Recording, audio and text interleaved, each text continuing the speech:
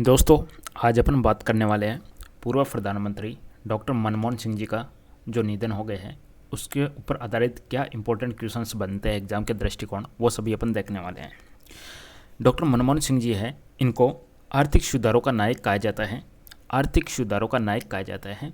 इनका जन्म पाकिस्तान के जो पंजाब था उसके अंदर उनका जन्म होता है। उनका 26 सितंबर 1932 को जन्म होता है। पाकिस्तान के पंजाब प्रांत के गाह नामक गांव के अंदर उनका जन्म होता है। वर्तमान में पाकिस्तान में है ये।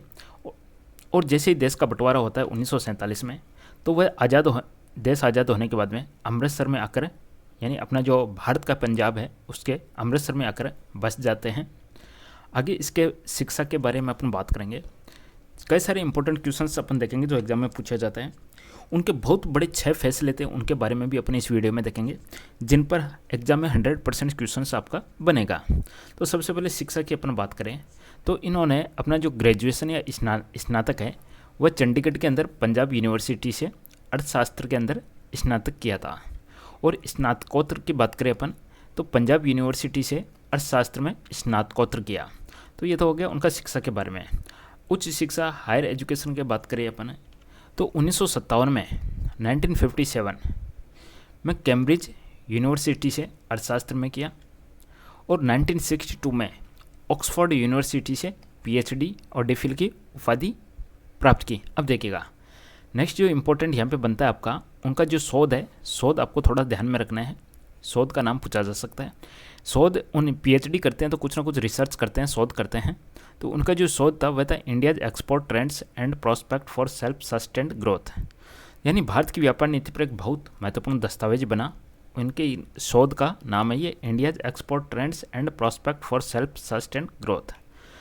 आगे अपन इसके प्रारंभिक कैरियर के बारे में बात करें। राजनीति में आने से पहले वो एक टीचर के रूप में अपना कैरियर स्टार्ट किया था। एक अर्थशास्त्री और एक शिक्षक के रूप में उन्होंने अपना कैरियर स्टार्ट किया था। पंजाब यूनिवर्सिटी और दिल्ली स्कूल ऑफ इकोनॉमिक्स के अंदर अर्थशास्त्र के प्रोफेसर के रूप में उन्होंने अपना प्रारंभिक कैरियर स्टार्ट किया। साथ ही साथ में आर्थिक अनुसंधान और नीतियों पर भी गहन कार्य करते रहे। भारत सरकार के लिए क्या क्या सेवाएं दी उन्होंने, तो वह भारत सरकार के लिए मुख्य आर्थिक सलाहकार रहे। 1972 से 1976 तक मुख्य आर्थिक सलाहकार रहे। तो उनका बहुत ज़्यादा आर्थिक निर्णयों में योगदान रहता है। इस समय में भारतीय रिजर्व बैंक के गवर्नर रहते हैं 1982 से 85 के बीच में। मौद्रिक नीति के अंदर बहुत अच्छी भूमिका निभाते हैं। एग्जाम में ये भी आपके क्वेश्चंस बनता है। रिजर्व बैंक ऑफ इंडिया के गवर्नर रहते हैं 1982 से 1985 के बीच में। और योजना आयोग के उपाध्यक्ष, जो प्लानिंग कमीशन था अब तो आपका नीति आयोग बन चुका है, तो 85 से 87 तक योजना आयोग के उपाध्यक्ष रहते हैं। और उपाध्यक्ष रहते हुए भी भारत की आर्थिक योजना में बहुत अच्छा योगदान देते हैं। तो ये तीनों चीज़ें आपको ध्यान में रखना है। मुख्य आर्थिक सलाहकार रहते हैं 1972 से 1976, 4 साल। फिर आरबीआई के गवर्नर रहते हैं और फिर योजना आयोग के उपाध्यक्ष रहते हैं। ये भारत सरकार की सेवाएं देते हैं। बाद में आगे जाके अपना राजनीति जीवन, देखिए राजनीति में कदम रखते हैं वो 1991 में, 1991 में राजनीति में कदम रखते हैं। और उसमें बहुत बड़ा आर्थिक संकट रहता है। और आर्थिक संकट रहता है उसी समय में अपना राजनीति में कदम रखते हैं।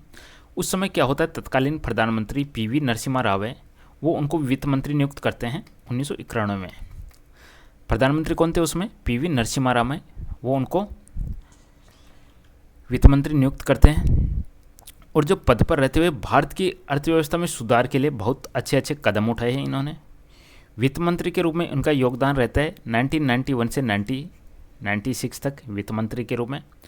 और मनमोहन सिंह ने भारत की अर्थव्यवस्था को वैश्विक बाजारों के लिए खोलने के लिए उदारीकरण सुधार लागू किया। तो ये आपका थोड़ा सा ध्यान में रखना है, उदारीकरण सुधार लागू।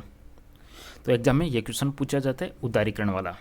ये कब लागू किया, ये जून 1991 के अंदर की बात है। ओके, साथ ही इन्होंने लाइसेंस राज बिल्कुल ख़त्म कर दिया। तो एग्जाम में ये भी क्वेश्चन पूछा जाएगा, लाइसेंस राज किसने ख़त्म किया, तो मनमोहन सिंह जी ने। और साथ साथ में निजीकरण और राज्य नियंत्रण में भी कमी की। और विदेशी निवेश है उसको आकर्षित करने के लिए एक्सपोर्ट को प्रोत्साहित किया, यानी ज़्यादा से ज़्यादा निर्यात किया जाएगा, इस चीज़ को प्रोत्साहित किया।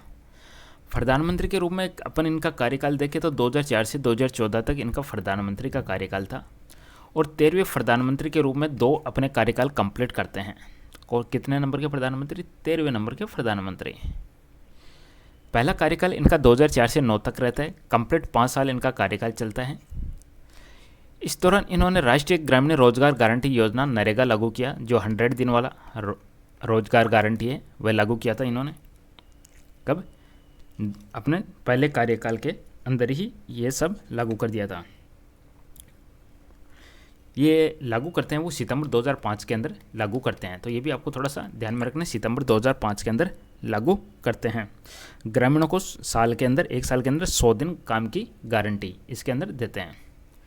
सूचना का अधिकार आरटीआई भी उनके कार्यकाल में आता है, यानी सरकारी जितना भी सरकारी डिपार्टमेंट है उनसे जनता है उसको सभी सरकारी सूचना लेने का अधिकार है, ये दिया था मनमोहन सिंह जी ने।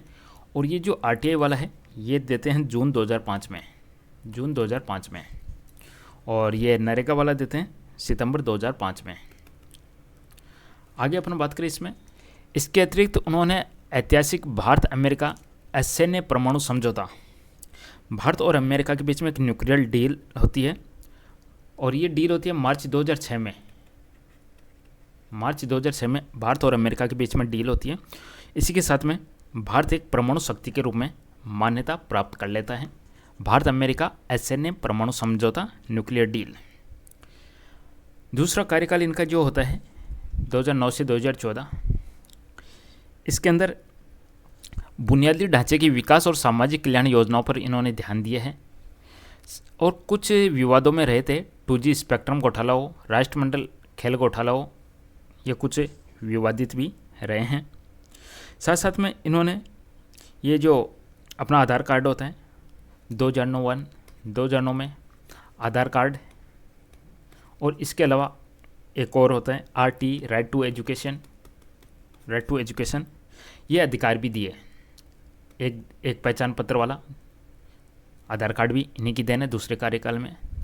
इनका व्यक्तिगत जीवन की बात करें तो पत्नी का नाम गुरशरण कौर है, जो गृहिणी और गायिका है। इनके 3 बेटियां हैं। उपलब्धियों की बात करें तो इनको पद्म विभूषण मिला है 1987 में। भारत सरकार का जो दूसरा सर्वोच्च नागरिक सम्मान है, पहला भारत रत्न हो गया, दूसरा सर्वोच्च नागरिक सम्मान पद्म विभूषण इनको 1987 के अंदर मिलता है। अब देखिएगा यहाँ पे थोड़ा सा इंपॉर्टेंट देख लेते हैं, एक बार रिवीजन के रूप में अपन देख लेते हैं। भारत के 13वें प्रधानमंत्री है ये, इनका कार्यकाल है 2004 से 2014 तक चलता है। जब ये प्रधानमंत्री रहते हैं तो उस समय राष्ट्रपति APJ अब्दुल कलाम, प्रतिभा देवी सिंह पाटिल और प्रणब मुखर्जी। तो मनमोहन सिंह जी से पहले थे अटल बिहारी वाजपेयी, और मनमोहन सिंह के बाद में आते हैं नरेंद्र मोदी जी। भारत के जब वित्त मंत्री रहते हैं तो इनका कार्यकाल रहता है 1991 से 96 तक। और किसके समय में आते हैं ये? उस समय जब वित्त मंत्री रहते हैं तो प्रधानमंत्री थे PV नरसिम्हा राव, और इनसे पहले वित्त मंत्री कौन थे? यशवंत सिन्हा थे, और इनके बाद में वित्त मंत्री आते जसवंत सिंह आते हैं। RBI के 15वें गवर्नर थे। गवर्नर के रूप में इनका कार्यकाल रहता है 1982 से 85। जब ये RBI के गवर्नर रहते हैं तो उस समय राष्ट्रपति थे ज्ञानी जैल सिंह, और प्रधानमंत्री इंदिरा गांधी, राजीव गांधी। और इनसे पहले गवर्नर कौन थे? 14वें नंबर के गवर्नर थे IG पटेल, और 16वें नंबर के गवर्नर थे अमिताभ घोष। तो ये भी आपसे एग्जाम में क्वेश्चन पूछा जा सकता है। इनका जन्म होता है 26 सितंबर 1932 को होता है, और इनकी मृत्यु हो जाती है 26 दिसंबर 2024 को भारत में होती है। राजनीतिक दल इनका भारतीय राष्ट्रीय कांग्रेस है। जीवन साथी की बात करें तो गुरशरण कौर है। तो ये थे कुछ इंपॉर्टेंट जो मनमोहन सिंह जी के बारे में एग्जाम में आपसे पूछे जा सकते हैं। अब इसमें कुछ ये होता है कि एक तो ये बराक ओबामा ने इनके बारे में क्या कहा, तो बराक ओबामा ने इनके बारे में कहा था कि जब मनमोहन सिंह जी बोलते हैं तो दुनिया सुनती है। बहुत अच्छा बोला था बराक ओबामा जी ने। चलिए बाकी कुछ इम्पोर्टेंट जो भी रहेगा आगे अपन देखते रहेंगे नेक्स्ट वीडियो के अंदर। बहुत बहुत धन्यवाद। Thank you.